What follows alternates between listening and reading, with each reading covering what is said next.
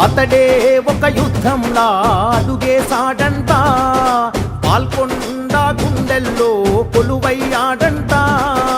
అతడే ఒక ఆకలి పేగుకు అన్నం మెతుకంట, అలుపన్నది లేనే లేని శ్రామికుడతడంట.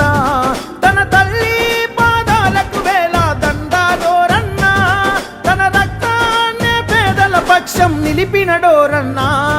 సునీలన్నా నీ పయనం పేదోళ్లతో సావాసం, సునీలన్నా నీ యుద్ధం నీ వెంటే మేం సిద్ధం.